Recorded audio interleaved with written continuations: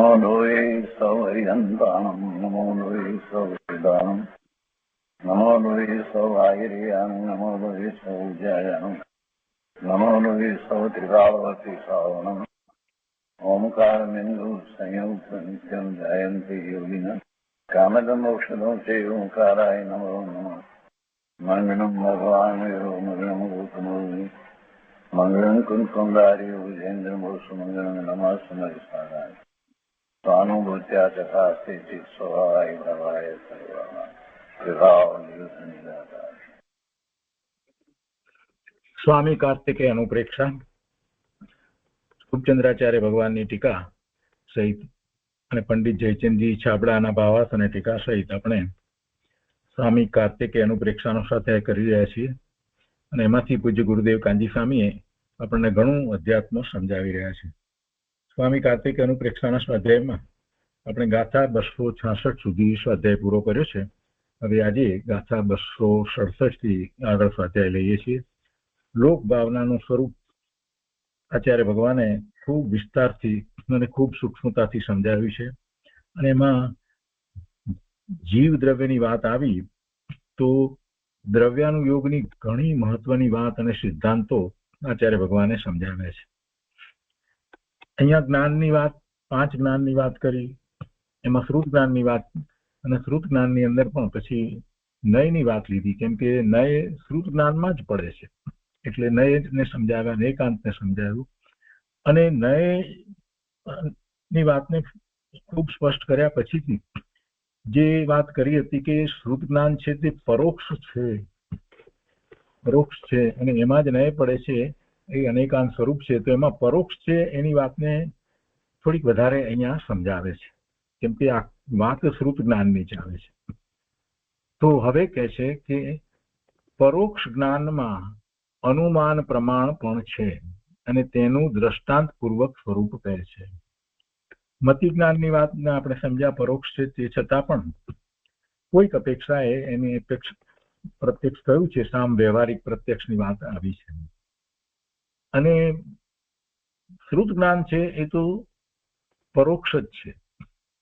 અવધિ અને મનોપર્ય એ દેશ પ્રત્યક્ષ છે અને કેવળ જ્ઞાન પ્રત્યક્ષ છે. તો પરોક્ષ જ્ઞાન શ્રુત જ્ઞાન, અને શ્રુત જ્ઞાનમાં નય પડે છે અને એકાંત દ્વારા એ વસ્તુને પ્રકાશે છે. આ બંને મહત્વની વાત હતી. એમાં આપણે પરોક્ષપણાની પહેલા વાત થોડી આવી ગઈ અને એ પછીથી નયની વાત લીધી, અનેકાંતની વાત લીધી અને હવે આચાર્ય ભગવાન પરોક્ષપણાની વાતને ફરીથી અહીંયા લે છે. એટલે આખો ક્રમ જળવાઈ રહ્યો છે. આ કોઈ નવો વિષય આવ્યો છે એમ નથી. એટલે શ્રુત જ્ઞાનની વાત આપણે કરીએ છીએ તો શું કહે છે કે પરોક્ષ જ્ઞાનમાં અનુમાન પ્રમાણ પણ છે અને તેનું દ્રષ્ટાંત પૂર્વક સ્વરૂપ કહે છે. હવે પરોક્ષ જ્ઞાનની અંદર પણ બીજી વાત એ સાથે લેવાની છે કે પરોક્ષ જ્ઞાન તો મતિ પણ છે, પણ એની અંદર એમાં કઈ અનુમાન વગેરે થતા નથી. એની અંદર કઈ બીજું કઈ થતું નથી. એ શ્રુત જ્ઞાનમાં જ થાય છે. એટલે પરોક્ષ જ્ઞાનમાં અનુમાન અને અનુમાન પ્રમાણ પણ છે એની વાત લીધી અને દ્રષ્ટાંત પૂર્વક એ વાતને સમજાવે છે. તો 267મી ગાથા સંસ્કૃતમાં આ રીતે છે: યત જાનાતિ જીવઃ ઇન્દ્રિય વ્યાપારકાય ચેષ્ટાભિઃ તત અનુમાનમ વર્ણ્યતે તમપી નયમ બહુવિધમ જાનીહિ. એના અર્થમાં કહે છે કે ઇન્દ્રિયોના વ્યાપાર અને કાયની ચેષ્ટાઓથી શરીરમાં જીવને જે જાણે છે તેને અનુમાન પ્રમાણ કહે છે. ઇન્દ્રિયોના વ્યાપાર અને કાયની ચેષ્ટા, શરીરની ચેષ્ટાઓથી શું જાણે છે તો કે શરીરમાં જીવને જાણે છે, જે જાણે છે તેને અનુમાન પ્રમાણ કહે છે. અને તે અનુમાન જ્ઞાન પણ નય છે અને તે અનેક પ્રકારના છે, કેમ કે જ્ઞાનનો અંશ છે એટલે એ નય છે અને તે અનેક પ્રકારના છે. ભાવાર્થમાં સમજાવે છે કે પહેલા શ્રુત જ્ઞાનના વિકલ્પોને નય કયા હતા. અહીં અનુમાનનું સ્વરૂપ કયું કે શરીરમાં રહેલો જીવ પ્રત્યક્ષ ગ્રહણમાં આવતો નથી. શરીર સાથે રહેલો જીવ પ્રત્યક્ષ ગ્રહણમાં આવતો નથી. તેથી સ્પર્શન, સ્વાદન, વાણી, સૂંઘવું, સાંભળવું, દેખવું વગેરે એ બધો ઇન્દ્રિયનો વ્યાપાર છે. એ બધા દ્વારા એટલે ઇન્દ્રિયોના વ્યાપાર દ્વારા એક વાત. અને બીજું કે તથા ગમન આગમન આદિ કાયાની ચેષ્ટાઓથી એ જાણવામાં આવે છે કે શરીરમાં જીવ છે, શરીર સાથે જીવ છે અથવા તો શરીરમાં જીવ છે. આ અનુમાન છે. શું કહ્યું કે આ શરીર સાથે રહેલો જીવ કઈ પ્રત્યક્ષ ગ્રહણમાં આવતો નથી, ખ્યાલમાં આવતો નથી. અને એટલે જ કેટલાય લોકો એવી વાહિયાત નકામી મિથ્યા વાત કરે છે કે ક્યાં છે આત્મા, ક્યાં છે જીવ, બતાવો. અરે ભાઈ, એ ઇન્દ્રિય જ્ઞાનનો વિષય નથી. એ કઈ એમ દેખાય એવો વિષય નથી, પરંતુ એનું અનુમાન થાય છે અને એ વાત અહીંયા બતાવે છે. શું કહે છે કે પહેલા શ્રુત જ્ઞાનના વિકલ્પોને નય કયા હતા એ વાત બરાબર આપણને સમજાવી, અનેકાંતની વાત કહી. હવે અહીંયા અનુમાનનું સ્વરૂપ કહ્યું છે તો એનું ઉદાહરણ પણ કેટલું સરસ રીતે લીધું છે, જેથી આપણને સાથે ને સાથે આત્માની વાત પણ સમજાતી જાય.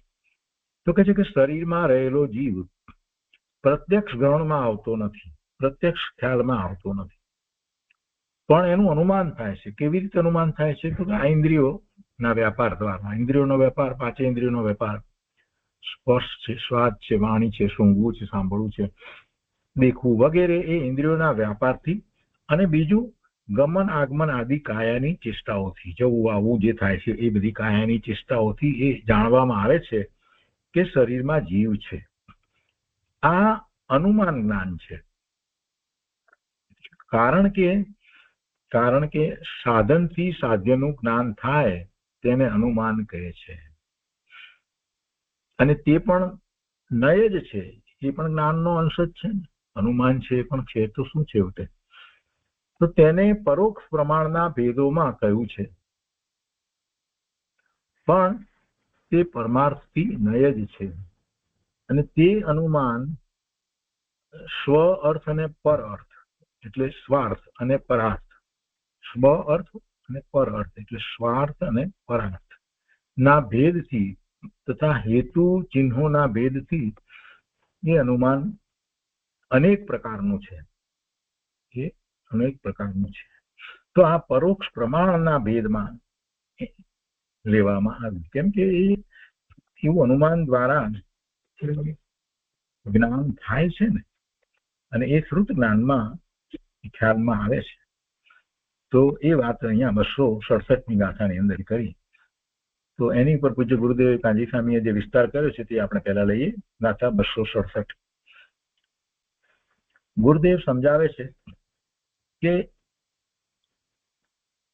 કાર્તિક અનુપ્રેક્ષા પ્રવચન ભાગ પહેલો, પાન નંબર 425 ઉપર ગુરુદેવ સમજાવે છે કે ઇન્દ્રિય અને વાણી તો જળ છે, પણ અંદર જ્ઞાનના ખ્યાલ પૂર્વક ભાષા નીકળી તે ઉપરથી જીવનું અનુમાન થાય છે.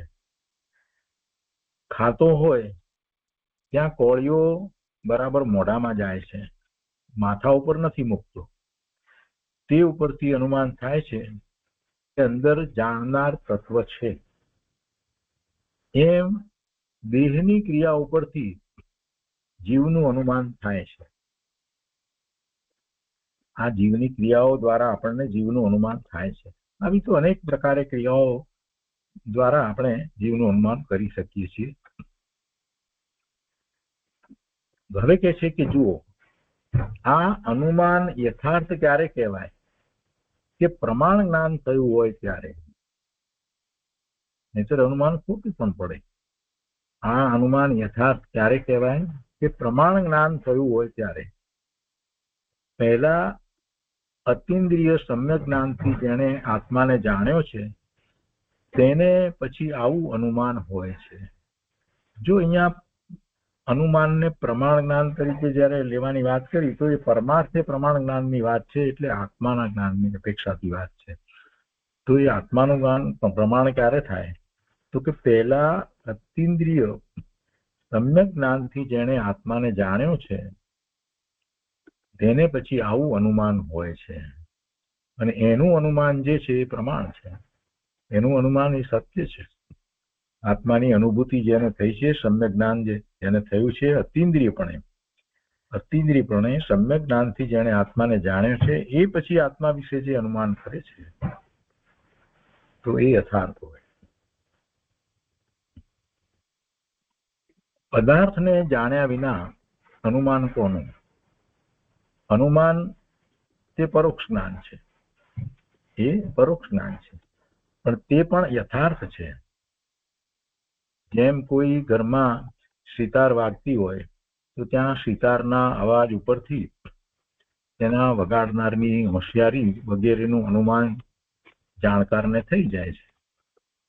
તે જ પ્રમાણે દિવ્ય ધ્વનિ ઉપરથી સર્વજ્ઞનું અનુમાન થાય છે, અને દેહ વાણીની ક્રિયા ઉપરથી જ્ઞાનીને જીવનું અનુમાન થઈ જાય છે.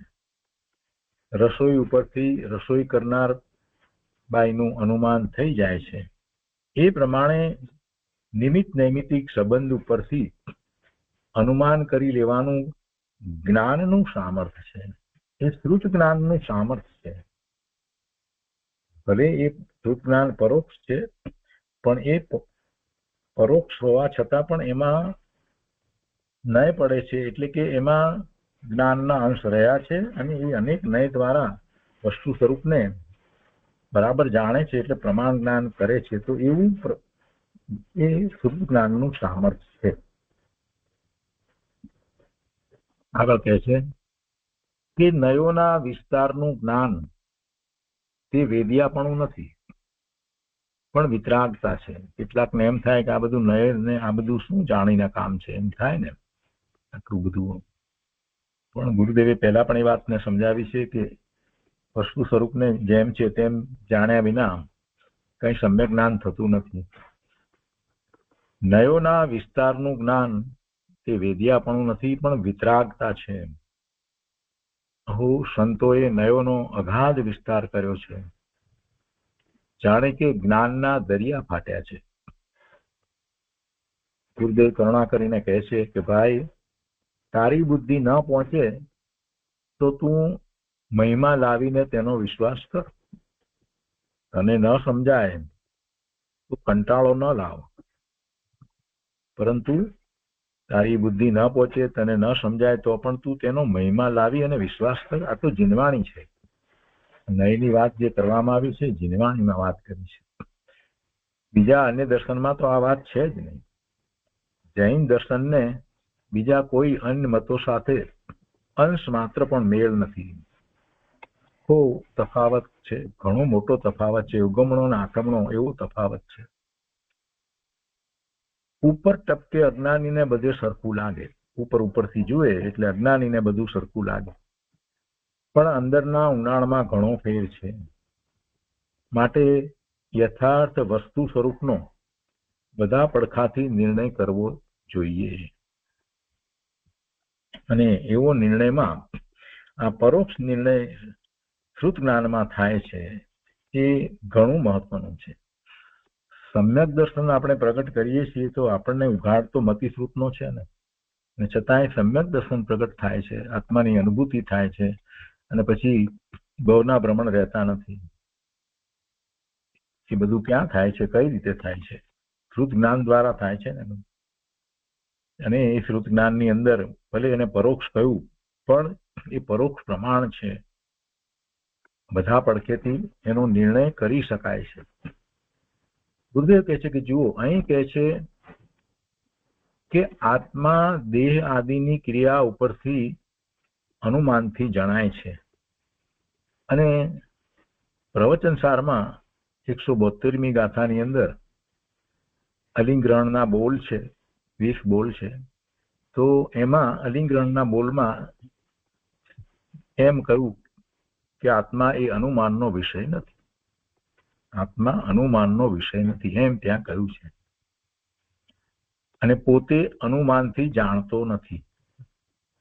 અનુમાન દ્વારા બીજાને પણ જણાતો નથી આત્મા, અને પોતે પણ અનુમાનથી જાણતો નથી. એવા બે બોલ ત્યાં અલિંગ્રણના બોલમાં કહેવામાં આવ્યા છે.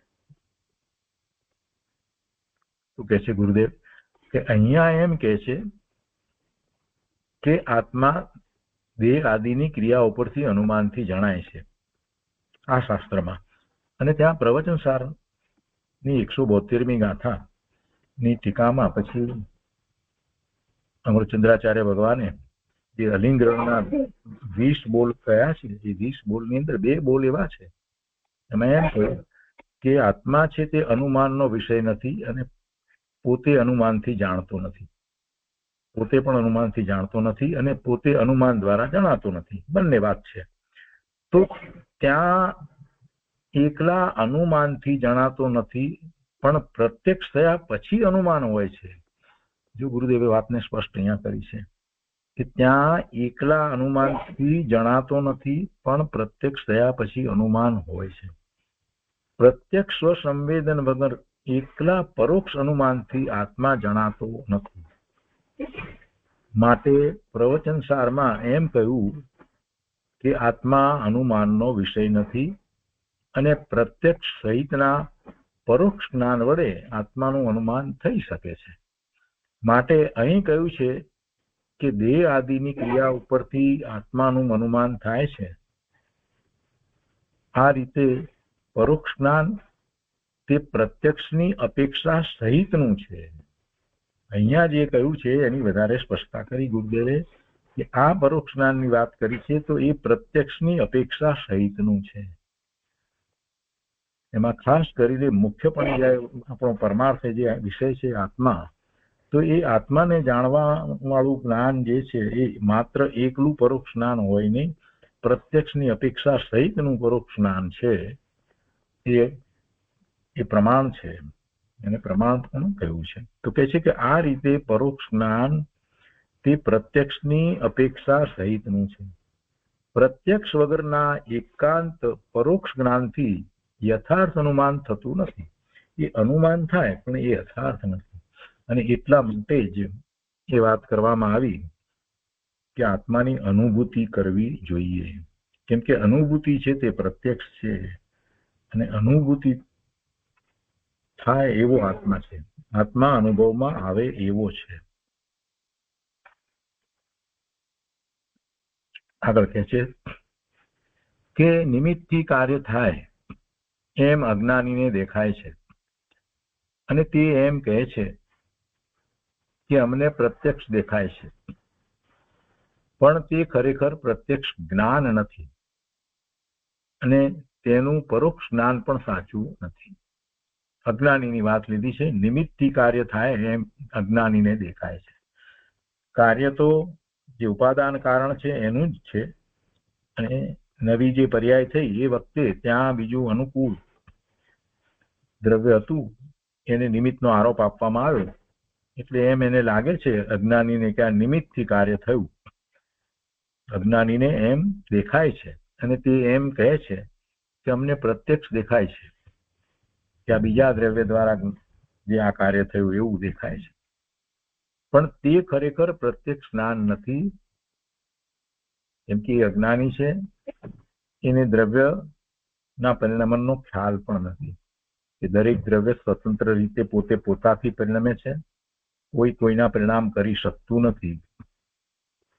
એટલે એને ભાન નથી કે નિમિત્ત શું છે, ઉપાદાન શું છે, નૈમિતિક શું છે. એટલે એને જે દેખાય છે એ ખરેખર નથી. પ્રત્યક્ષ દેખાય છે એમ કહે છે, પણ તે ખરેખર પ્રત્યક્ષ જ્ઞાન નથી અને તેનું પરોક્ષ જ્ઞાન પણ સાચું નથી. જો પ્રત્યક્ષ જ્ઞાન નથી તો પછી એનું પરોક્ષ જ્ઞાન પણ સાચું હોઈ શકે નહીં. પ્રત્યક્ષ જ્ઞાન તો આત્માનું છે. પ્રતિઅક્ષ એવો એક સંધિ એની છૂટી પાડીએ તો એવો અર્થ નીકળે છે. પ્રતિઅક્ષ એટલે અક્ષ આત્માને સન્મુખ, સીધે સીધું આત્માને સન્મુખ, એનું પ્રતિઅક્ષ એટલે પ્રત્યક્ષ કહેવામાં આવે છે. સીધું આત્માથી જે જ્ઞાન થાય છે તેને પ્રત્યક્ષ કહેવાય છે. શંકર ભગવાન કેવળી પરમાત્માને સીધે સીધું આત્માથી જ્ઞાન થાય છે, સિદ્ધ પરમાત્માને સીધું આત્માથી જ્ઞાન થાય છે. અહીંયા કહે છે એ પ્રત્યક્ષ જ્ઞાન તો આત્માનું છે. તે આત્માને સ્વસંવેદનથી પ્રત્યક્ષ કર્યા વગર પરનું જ્ઞાન પ્રત્યક્ષ કે પરોક્ષ સાચું હોય નહીં. આત્માને સ્વસંવેદનથી પ્રત્યક્ષ કર્યા વગર સ્વનું જ્ઞાન સાચું નહીં ને પરનું પણ સાચું નહીં, એમ કે છે. આત્માને સ્વસંવેદનથી પ્રત્યક્ષ કર્યા વગર પરનું જ્ઞાન પ્રત્યક્ષ કે પરોક્ષ સાચું હોય નહીં. જો નિમિત્તથી કાર્ય થતું હોય તો નિમિત્તના અભાવમાં તે કાર્ય રહી શકે નહીં. એક દલીલ અહીંયા મૂકી છે, તર્ક સમજાવ્યો છે. કેટલાકને એમ છે કે નિમિત્તથી કાર્ય થયું તો પછી નિમિત્ત ચાલી જાય ત્યાર પછી પણ એ કાર્ય તો રહે છે ને, એ કાર્યનો અભાવ નથી થતો. કે છે કે જો નિમિત્તથી કાર્ય થતું હોય તો નિમિત્તના અભાવમાં તે કાર્ય રહી શકે નહીં.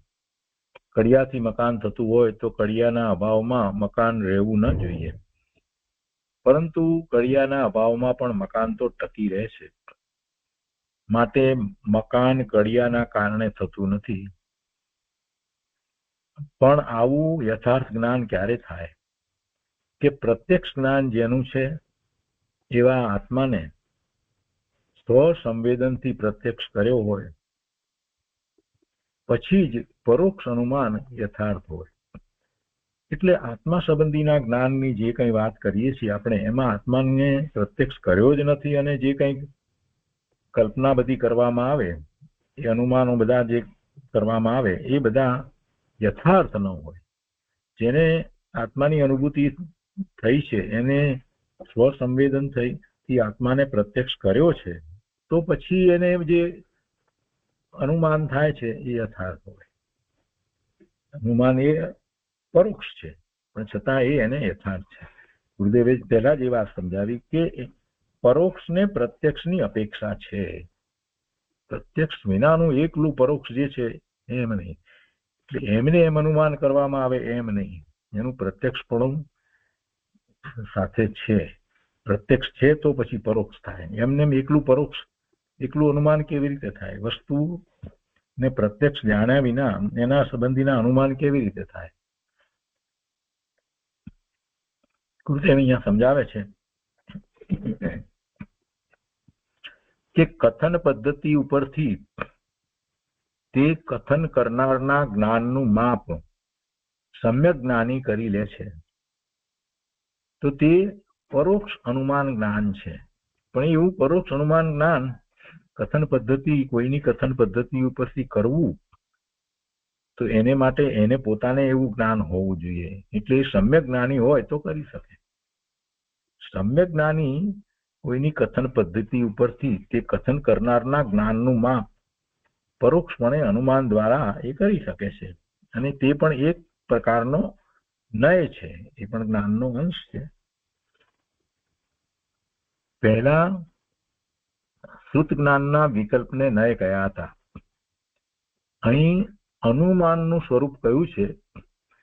સામાના શરીરમાં રહેલો જીવ છદ્મસને પ્રત્યક્ષ ગ્રહણમાં આવતો નથી, પણ જેને આત્માનું સ્વસંવેદન જ્ઞાન થયું હોય તે જીવ સ્પર્શ, રસ, વાણી, શ્રવણ, ગમન, આગમન વગેરે ઉપરથી આત્માને જાણી લે છે.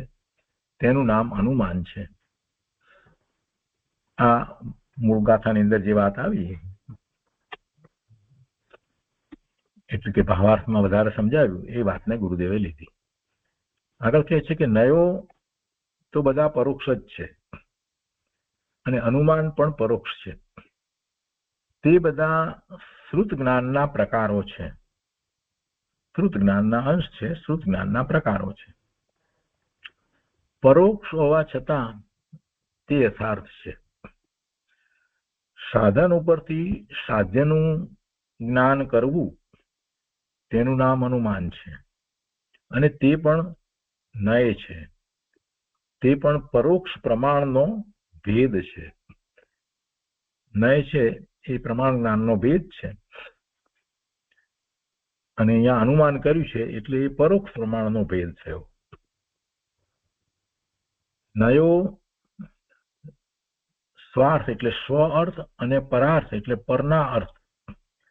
નયો સ્વાર્થ અને પરાર્થના ભેદથી તથા હેતુ ચિહ્ન વગેરે ભેદોથી અનેક પ્રકારના છે. વિશેષ વિશેષ પ્રકારથી વસ્તુનું જ્ઞાન કરવામાં નિર્મળતા અને સ્વ આશ્રય ભાવ વધતો જાય છે. કોઈને એમ થાય કે પ્રત્યક્ષ અનુભૂતિ તો થઈ, તો પછી એવા સમ્યક દ્રષ્ટિને આ શ્રુત જ્ઞાન દ્વારા પરોક્ષ પ્રમાણ દ્વારા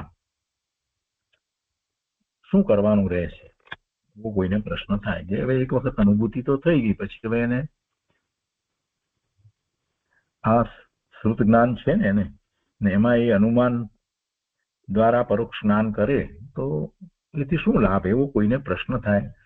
તો એનો ઉત્તર ગુરુદેવે આપી દીધો છે કે વિશેષ વિશેષ પ્રકારથી વસ્તુનું જ્ઞાન કરવામાં નિર્મળતા અને સ્વ આશ્રય ભાવ વધતો જાય છે. માટે સામાન્ય જ્ઞાનથી વિશેષ જ્ઞાન બળવાન છે. જ્ઞાનનો આશ્રય તે જુદી વાત છે. સામાન્યનો અર્થ સંક્ષિપ્ત જ્ઞાન છે, તો તે સંક્ષિપ્ત જ્ઞાન કરતા વિશેષ વિશેષ પ્રકારે જ્ઞાન કરવું તેમાં વધારે દ્રઢતા છે. પણ સામાન્ય એટલે ત્રિકાળી સ્વભાવ અને વિશેષ એટલે પર્યાય, તેમાં તો સામાન્યનો જ આશ્રય કરવાનો છે. સામાન્ય દ્રવ્યના આશ્રય કરતા પર્યાયનો આશ્રય બળવાન છે એમ કઈ નથી કહ્યું. પણ જે જીવને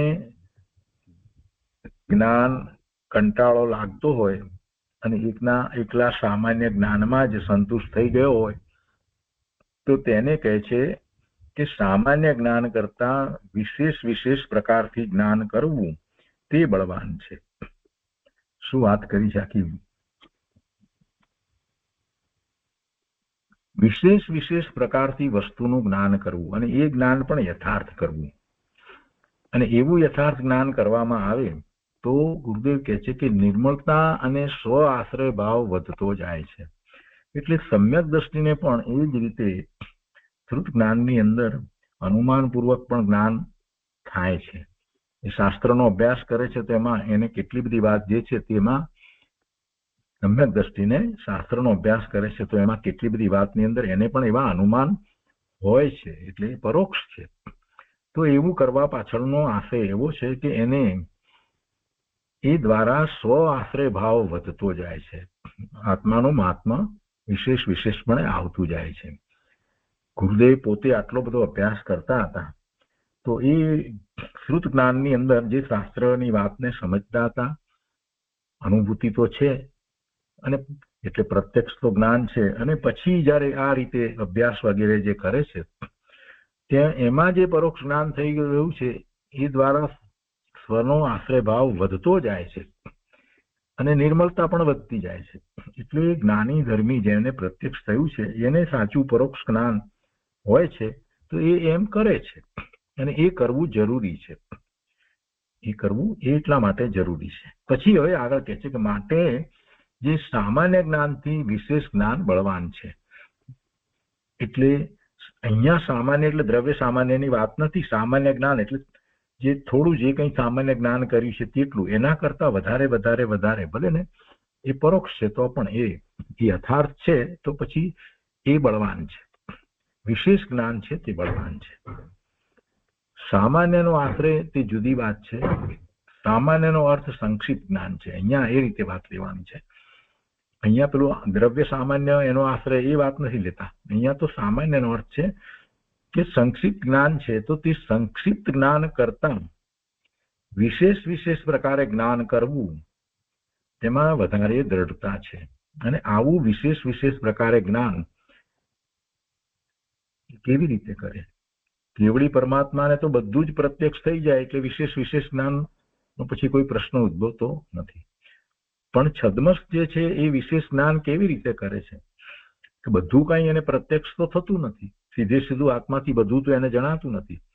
પણ જે આત્માથી જ્ઞાન કર્યું છે, સમ્યક જ્ઞાન થયું છે, તે પછીથી એ શાસ્ત્ર અભ્યાસ કરે છે અને જે પોતાનો અનુભવ છે તો એ બેને મેળવી અને અનુમાન જે કરે છે તો એમ એને વિશેષ જ્ઞાન થાય છે. અને એ શ્રુત જ્ઞાનની અંદર એ વસ્તુને વધારે ને વધારે સમજતો જાય છે, એને પોતાના આત્માનો વધારે ને વધારે એનું મહાત્મા આવતા એનો આશ્રય ભાવ વધતો જાય છે, નિર્મળતા વધતી જાય છે. એટલે એમ એ સામાન્ય અર્થાત સંક્ષિપ્ત જ્ઞાન કરતા આ જે વિશેષ પ્રકારે જ્ઞાન કરવું એ એને કાર્યકારી થાય છે અને તેમાં એને વધારે દ્રઢતા છે. આ વાત અહીંયા સામાન્ય જ્ઞાન કરતા વિશેષ જ્ઞાન વધારે છે એની વાત લીધી. અહીંયા દ્રવ્ય સામાન્યની વાત નથી કીધી. એનો આશ્રય કરવામાં આવે અને અનુભૂતિ થાય એ દ્રવ્ય સામાન્યની વાત નથી. એટલે ગુરુદેવ કહે છે કે પણ સામાન્ય એટલે ત્રિકાળી સ્વભાવ અને વિશેષ એટલે પર્યાય, એની આ વાત નથી.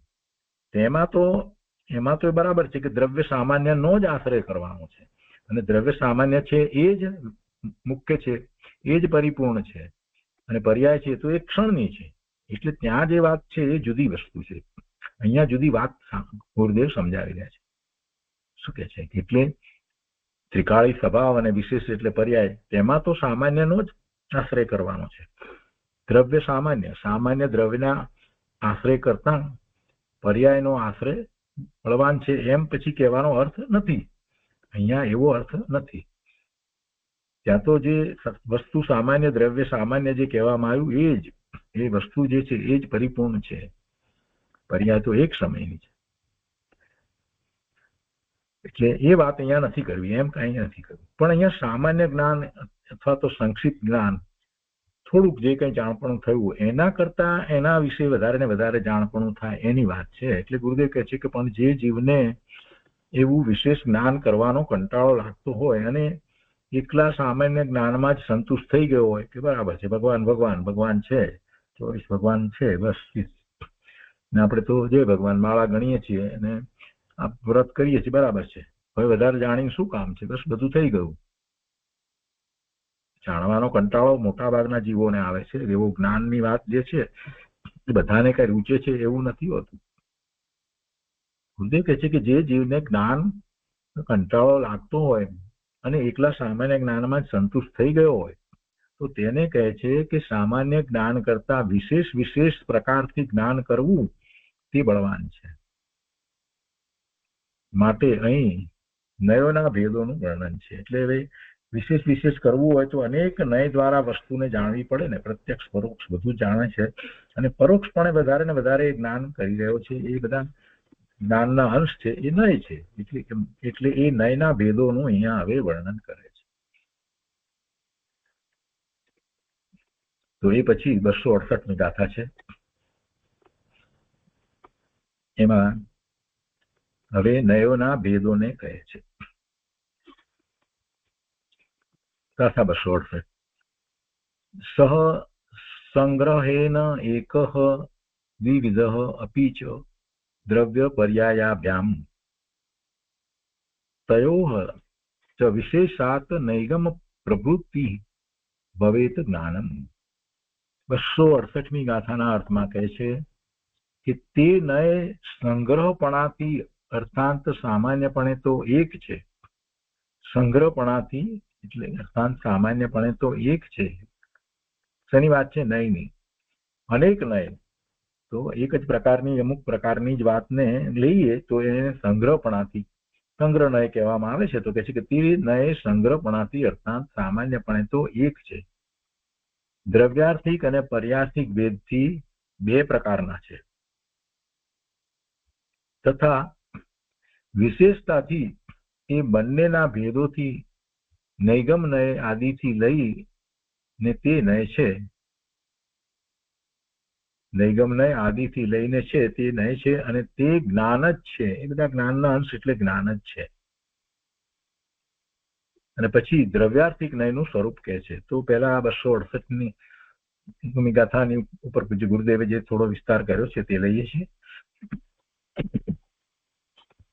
ગુરુદેવ કહે છે કે જુઓ, જ્ઞાનની અનંત વિશાળતા છે અનંત પડખા જ્ઞાનમાં પડે છે, એટલે અનંત પ્રકારના નયો છે. જ્ઞાનમાં કેટલા પડખા પડે? અનંત પડખા પડે. અનેક અનેક પ્રકારે અનંત પ્રકારે વસ્તુને જાણી શકાય. જ્ઞાનની અનંત અનંત વિશાળતા છે અને અનંત પડખા જ્ઞાનમાં પડે છે, એટલે અનંત પ્રકારના નયો છે. પણ તેમાં સંગ્રહપણે નયો એક છે ને દ્રવ્યાર્થિક અને પર્યાર્થિક એવા ભેદથી બે પ્રકારના નયો છે, તથા વિશેષપણે તેમના નૈગમ નય વગેરે અનેક પ્રકારો છે. આ બધા નયો તે જ્ઞાન જ છે. એ નય દ્વારા આપણે જ્ઞાન જ કરીએ છીએ. જુદી જુદી અપેક્ષાએ જ્ઞાન કરીએ છીએ. જુદા જુદા નય દ્વારા એટલે જુદી જુદી અપેક્ષા દ્વારા આપણે જ્ઞાન જ કરીએ છીએ, એટલે જ્ઞાન જ છે, જ્ઞાનના અંશ. જો અહીં દ્રવ્યાર્થિક નય કયો છે તે સમયસાર કરતા જુદી શૈલીનો છે. અહીંયા જરાક જુદી રીતે વાત કરી કે આ આગમના નયો છે ને અહીં કહેલો દ્રવ્યાર્થિક નય તે પણ દ્રવ્ય દ્રષ્ટિ અપેક્ષાએ તો વ્યવહાર નય જ છે. આ થોડીક સૂક્ષ્મ વાત ગુરુદેવે લીધી છે. અહીંયા ગુરુદેવ કહે છે કે સમયસાર કરતા જુદી શૈલીનો છે અને અહીંયા આ આગમના નયો છે અને અહીં કહેલો દ્રવ્યાર્થિક નય તે પણ દ્રવ્ય દ્રષ્ટિ અપેક્ષાએ તો વ્યવહાર નય જ છે. સમયસારમાં તો જે દ્રવ્ય દ્રષ્ટિનો વિષય છે તે જ દ્રવ્યાર્થિક નયનો વિષય છે, પણ અહીં તેમ નથી. ત્યાં માત્ર દ્રવ્યાર્થિક નયના વિષય જે છે એને જ દ્રવ્યાર્થિક નય કહી દીધો છે. એટલે ત્યાં નિશ્ચયને ભૂતાર્થ એ જે બધી વાત કરવામાં આવી છે, વાસ્તવમાં જે નિશ્ચય નયનો વિષય છે તે ભૂતાર્થ છે, પણ ત્યાં જે નિશ્ચય નયનો વિષય એ દ્રવ્યાર્થિક નયનો વિષય દ્રવ્ય સામાન્ય એ વિષય જે લીધો છે, તો એ વિષય એમ પણ ન કહેતા માત્ર સીધે સીધું કહ્યું કે દ્રવ્યાર્થિક નય છે. સમયસારમાં જે દ્રષ્ટિનો વિષય છે તે જ દ્રવ્યાર્થિક નયનો વિષય છે અને એ જ આદરણીય છે, એ જ આશ્રય કરવા લાયક છે. એ રીતે ત્યાં વાત લીધી છે. પણ અહીંયા એમ નથી. અહીંયા દ્રવ્યાર્થિક પર્યાર્થિક એ રીતે વાત આખી સમજાવી છે. એટલે જે નય દ્વારા દ્રવ્યની મુખ્યતાથી કથન કરવામાં આવ્યા હોય એ બધા દ્રવ્યાર્થિક નય, પર્યાયની મુખ્યતાથી કથન કરવામાં આવ્યા હોય એ બધા પર્યાર્થિક નય, એ રીતે અહીંયા આગમમાં નય કહેવામાં આવ્યા છે. તો હવે એ નયોની વાત 269 થી આગળ કરે છે. તો લઈએ એમાં. હવે એમાં પહેલું દ્રવ્યાર્થિક નયનું સ્વરૂપ કહે છે. ગાથા 269. યહ સાધયતિ સામાન્યમ અવિનાભૂતમ વિશેષ રૂપૈ નાના યુક્તિ બલાત દ્રવ્યાર્થ સહ નય ભવતી. એનો અર્થ છે જે નય વસ્તુને તેના વિશેષ રૂપથી અવિનાભૂત સામાન્ય સ્વરૂપને નાના પ્રકારની યુક્તિના બળથી સાધે તે દ્રવ્યાર્થિક નય છે. જે નય વસ્તુને તેના વિશેષ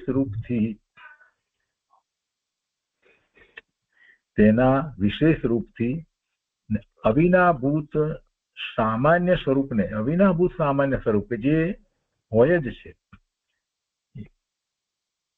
ને નાના પ્રકારની યુક્તિના બળથી સાધે તે દ્રવ્યાર્થિક નય છે. ભાવાર્થમાં પંડિતજી કહે છે કે વસ્તુનું સ્વરૂપ સામાન્ય વિશેષાત્મક છે. વસ્તુનું સ્વરૂપ સામાન્ય અને વિશેષાત્મક છે. સામાન્ય એ દ્રવ્ય છે અને વિશેષ તે પર્યાય છે. દરેક વસ્તુનું સ્વરૂપ તો એવું જ છે, દ્રવ્ય સામાન્ય, અને એ સમયે એનું એક વિશેષ એક પર્યાય છે જે બદલે છે એ વિશેષ છે. વસ્તુનું સ્વરૂપ સામાન્ય વિશેષાત્મક છે અને વિશેષ વિના સામાન્ય હોતું નથી. સામાન્ય જે કહેવામાં આવ્યું, દ્રવ્ય સામાન્ય કહ્યું, એની એક પર્યાય એ સમયે તો હોય, એક અવસ્થા તો હોય, એને વિશેષ કહીએ છીએ, એને પર્યાય કહીએ છીએ. એવા વિશેષ વિના સામાન્ય હોતું નથી. એ પ્રમાણે યુક્તિના બળથી સામાન્યને સાધે તે દ્રવ્યાર્થિક નય છે. આ યુક્તિથી સાધવાની વાત કરીને અર્થની અંદર, તો આ રીતે યુક્તિથી સાધવામાં આવે. સામાન્યને સાધવું છે, દ્રવ્ય સામાન્યને, પણ કેવી રીતે સાધે? તો આ યુક્તિ બતાવી એમને.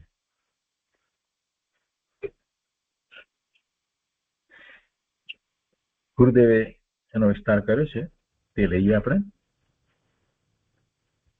269મી ગાથામાં કહે છે કે નૈગમ નયમાં ઘણી સૂક્ષ્મતા છે. કોઈ વાર બે પર્યાયોને ભેગી કરીને તેને દ્રવ્ય કહી દે, એ પણ નૈગમ નયનો વિષય છે. સામાન્ય વિશેષ રૂપ વસ્તુના ભાનપૂર્વક યુક્તિના બળથી સામાન્ય વસ્તુ સ્વરૂપને જાણે તે દ્રવ્યાર્થિક નય છે. તેના પણ અનેક પ્રકારો છે, અને તે આગળ કહેશે. નૈગમ, સંગ્રહ અને વ્યવહાર એવા 3 ભેદ દ્રવ્યાર્થિકના છે. અને પછી 270મી ગાથાની અંદર વધારે વિસ્તાર કર્યો છે. તો આપણે 270મી ગાથા લઈએ છીએ. એમાં પર્યાર્થિક નયનું સ્વરૂપ કહે છે.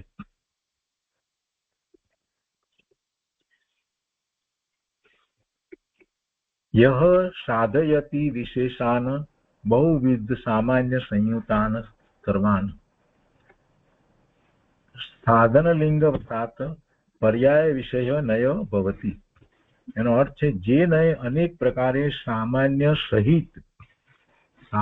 સહિત સર્વ વિશેષને તેના સાધનનું જે લિંગ ચિહ્ન તેના વસ્તી સાધે તે પર્યાર્થિક નય છે. સાધે છે કોને? વિશેષને સાધે છે, એટલે પર્યાયને સાધે છે, એટલે પર્યાર્થિક નય છે. પણ એકલી પર્યાય હોય નહીં, દ્રવ્ય વિના પર્યાય હોય નહીં, એટલે સામાન્ય વિના વિશેષ હોય નહીં. એટલે જ્યારે એ વિશેષને સાધે છે તો સામાન્ય સહિત સાધે છે. શું કહે છે કે જે નય અનેક પ્રકારે સામાન્ય સહિત સર્વ વિશેષને તેના સાધનનું જે લિંગ ચિહ્ન તેના વસ્તી સાધે તે પર્યાર્થિક નય છે. અને ભાવાર્થમાં પંડિતજીએ સમજાવ્યું છે કે સામાન્ય સહિત તેના વિશેષોને હેતુપૂર્વક સાધે તે પર્યાર્થિક નય છે. જેમ સત સામાન્યપણા સહિત ચેતન અચેતનપણું તેનું વિશેષ છે. ચિત્ત સામાન્યપણા સહિત સંસારી સિદ્ધ જીવપણું તેનું વિશેષ છે. સંસારીપણા સામાન્ય સહિત સ્થાવર જીવપણું તેનું વિશેષ છે, ઇત્યાદિ. કઈ રીતે સમજાવ્યું છે જુઓ. પહેલું લીધું છે સત. તો સત સામાન્યપણા સહિત એટલે હોવાપણું એ સામાન્ય, એ સહિત ચેતન અને અચેતનપણું તેનું વિશેષ છે. વસ્તુ જે છે એનું ચેતનપણું ને અચેતનપણું એને અહીંયા વિશેષ તરીકે લીધા. પણ બંને સત છે, બંનેનું હોવાપણું છે, તો એને સામાન્ય લઈએ. સત સામાન્યપણા સહિત ચેતનપણું અને અચેતનપણું તેનું વિશેષ છે. એવી રીતે ચિત્ત સામાન્યપણા સહિત, ચિત્ત એટલે જ્ઞાન, ચિત્ત સામાન્યપણા સહિત સંસારી અને સિદ્ધ જીવપણું તેનું વિશેષ છે. એટલે જ્ઞાન સહિત સંસારી ને જ્ઞાન સહિત સિદ્ધ ચિત્ત. એટલે આ જે લેવામાં આવી વિશેષ, જે લેવામાં આવ્યું એ શું? સંસારી ને સિદ્ધ એ વિશેષ લીધું. પછી કે છે કે સંસારીનો વિચાર કરીએ એમાં, તો સંસારીપણા સામાન્ય, એને સંસારીમાં સામાન્ય સંસારી તરીકે લઈએ તો એના સહિત એના વિશેષ કેટલા પ્રકાર થાય? ત્રસ્ત અને સ્થાવર એમ જીવના 2 પ્રકાર થયા. બંને સંસારી છે બંને સંસારી છે, અને વિશેષ તરીકે લઈએ તો એમાં ત્રસ અને સ્થાવર જીવપણું તેનું વિશેષ થયું ઇત્યાદિ. એ રીતે અહીંયા વિશેષ વિશેષ લેતા ગયા છે. વળી અચેતન સામાન્યપણા સહિત, જ્યાં પેલા ઉપર કહ્યું ને ચેતનપણું અને અચેતનપણું, એ બંને સત સામાન્યની અંદર બે પ્રકાર જે કયા, ચેતન અને અચેતનપણા, એવા બે પ્રકાર વિશેષના કયા. તો એને માટે અહીંયા કહે છે કે વળી અચેતન સામાન્યપણા સહિત કેટલા છે? પૂતગળ આદિ 5 દ્રવ્યો જે છે એ એના વિશેષ છે, એ એના વિશેષ થયા. તથા પૂતગળ સામાન્ય લઈએ તો પૂતગળ સામાન્યપણા સહિત તો એના અણુ, સ્કંદ, ઘટ, પટ આદિ તેના વિશેષ છે. ઇત્યાદિ પર્યાયાર્થિક નય હેતુપૂર્વક સાધવામાં આવે છે. એને ગુરુદેવે સમજાવ્યું છે. તે લઈએ 270 ની અંદર ગુરુદેવ કહે છે કે સામાન્ય અને પછી એના વિશેષો. અહીંયા એકલું દ્રવ્ય પર્યાય એમ ન લેવું, સામાન્ય અને એના વિશેષો એટલે એ રીતે લેવાનું છે. જે સામાન્ય લીધું છે એના કઈ રીતે વિશેષ છે એ રીતે અહીંયા સમજાયું છે. કેમ કે વિશેષ છે એ પર્યાર્થિક નયનો વિષય થાય છે, અને જે સામાન્ય છે એ દ્રવ્યાર્થિક નયનો વિષય છે. તો અહીંયા પર્યાર્થિક નયના વિષયની અંદર કેવી રીતે વિશેષ લેવા એની રીત બતાવી.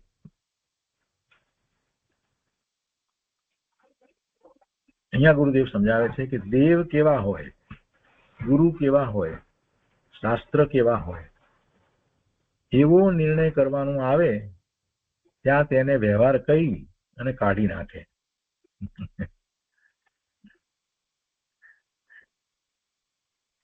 દેવ કેવા હોય, ગુરુ કેવા હોય, શાસ્ત્ર કેવા હોય, એવો નિર્ણય કરવાનો આવે તો પછી કે ત્યાં તેને વ્યવહાર કહીને કાઢી નાખે.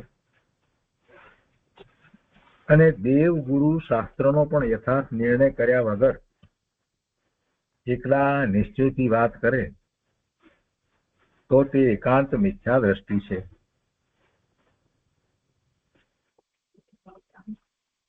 તેને નિશ્ચય કે વ્યવહાર એ કોઈનું ભાન નથી. પર્યાર્થિક નયના 4 ભેદ છે તે આગળ કહેશે ને વિશેષ ભાવાર્થમાં કહેવાશે. પછી બીજા દિવસના પ્રવચનની અંદર ગુરુદેવ વાતને સમજાવી છે અને કહે છે કે અહીં નયોનું વર્ણન ચાલે છે. વિતરાગ સર્વજ્ઞ દેવે કહેલા આગમ દરેક પદાર્થના સામાન્ય વિશેષ સ્વરૂપનું જ્ઞાન કરાવે છે. સર્વજ્ઞ ભગવાને જે દિવ્ય ધ્વનિ દ્વારા જે પ્રકાશ કર્યો છે એમાંથી આગમની રચના થઈ, તો એમાં દરેક પદાર્થના સામાન્ય વિશેષ સ્વરૂપનું જ્ઞાન કરાવવામાં આવ્યું છે. એવું જ્ઞાન એટલા માટે કરાવવામાં આવ્યું છે કે જીવને મિથ્યાત્વ અનાદિનું છે, તો સત્ય શું છે, વિષયો જે પદાર્થો જે છે તો એ પદાર્થો વિશેનું જ્ઞાન જીવને અનાદિથી નથી, અથવા તો છે તે મિથ્યા છે, ખોટું છે, અને એટલે જ એને રાગ દ્વેષના ભાવ થાય છે.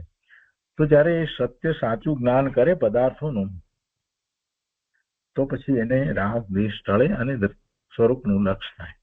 એટલે સર્વજ્ઞ દેવે કહેલા આગમ દરેક પદાર્થના સામાન્ય વિશેષ સ્વરૂપનું જ્ઞાન કરાવે છે, અને એ જ્ઞાન કરવું જરૂરી છે. ગુરુદેવ કહે છે કે તેને જાણીને પોતાના શુદ્ધ જ્ઞાન આનંદ ધ્રુવ સ્વભાવનું અવલંબન લેવું તે ધર્મ છે. સામાન્યપણે 6 દ્રવ્યો તથા તેના ગુણ પર્યાયોને જાણીને પોતાના સ્વભાવની દ્રષ્ટિ કરતા તે જ્ઞાન સમ્યક રૂપે પરિણમી જાય છે. જો આમાં સૂક્ષ્મ બુદ્ધિની જરૂર છે. આ સમજવામાં કંટાળો ન આવવો જોઈએ, પણ આ સમજવામાં તો જ્ઞાનની વિશાળતા છે.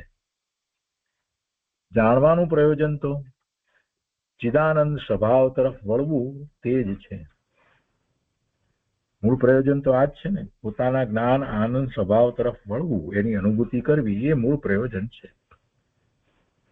એટલે આગમમાંથી જે કંઈ આપણે જ્ઞાન પ્રાપ્ત કરીએ છીએ એ એટલા માટે જ કરીએ છીએ, યથાર્થ સમજી અને પછી જે મિથ્યા માન્યતા છે એને છોડી અને સાચો મુક્તિના માર્ગનો પુરુષાર્થ કરીએ.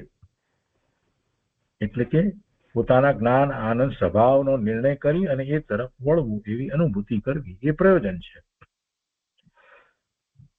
ગુરુદેવ કહે છે કે અહીં પર્યાર્થિક નયનું સ્વરૂપ કહે છે અને અહીં સામાન્યમાં ભેદ પાડવા તેને પર્યાર્થિક નય કહ્યો છે. સામાન્યમાં ભેદ પાડવા તેને પર્યાર્થિક નય કહ્યો છે. આપણે એને કોઈ અપેક્ષાએ એને વ્યવહાર નય પણ કહીએ છીએ. ભેદ પાડીને કથન જ્યારે કરવામાં આવ્યું તો ત્યારે આપણે એમ કહીએ છીએ કે એ બધું વ્યવહાર નયનો કથન છે. પણ સામાન્યમાં ભેદ પાડવા તેને પર્યાર્થિક નય કહ્યો છે. અને આગળ 7 નયોમાં ઋજુસૂત્ર, શબ્દ, સમભિરૂઢ ને એવંભૂત એ 4 નયોને પર્યાર્થિક નય તરીકે વર્ણવશે અને સત વગેરેને દ્રવ્યાર્થિક નયમાં લેશે. જેમાં કાળ ભેદ ન